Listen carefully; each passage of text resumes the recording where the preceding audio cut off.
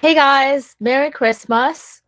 I just wanted to share some thoughts I had about hookup culture and why I find it very damaging. Um, in my 20s, I have had, hookups or I've had things like that.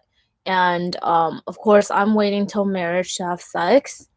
Um, and I find hookup culture very damaging because like for example, I am on like dating apps, right? And so like people will be like, "Will you be willing to hook up? Will you be willing to kiss?"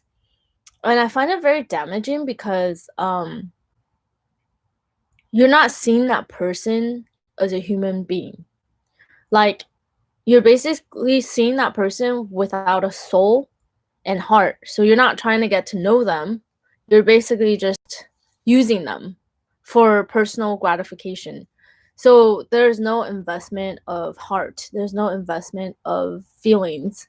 And when a guy tells me something like that, like, "Hey, I'm just looking for hookups," I really see it as like, okay, so I, as a human, have no value to you, except for what I can present to you physically.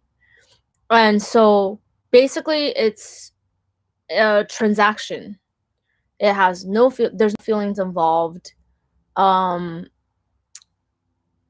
like it's what can I get out of you? What can I get out of you? I want physical gratification and all that. So honestly, on these online dating apps, yes, I meet a lot of people who are just like, what are your intentions? What are you looking for? Because I'm just looking for hookups. And so I was just Googling like hookup culture, and I found this guy on YouTube who actually like teaches guys what to say to girls to get them to hook up with them, which I find very, very damaging and very discouraging to our human race. It is despite despiteful. Is that the word?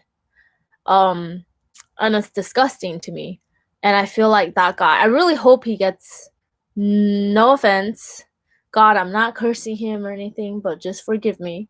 But like, in my human mind, I'm like, wow. Hopefully he gets STDs and something happens to him. Sorry, God. Sorry. I know there's grace, but still.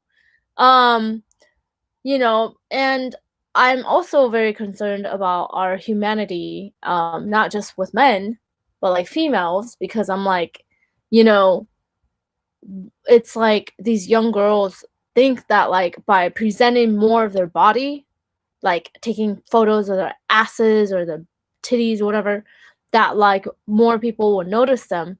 But first of all, that I want to say is that you are a child of God. You are a child of God and you are loved not just for how you look, but who you are. So imagine a little girl like you telling her one day, one day someone's gonna just pay attention to you because of your titties and your ass.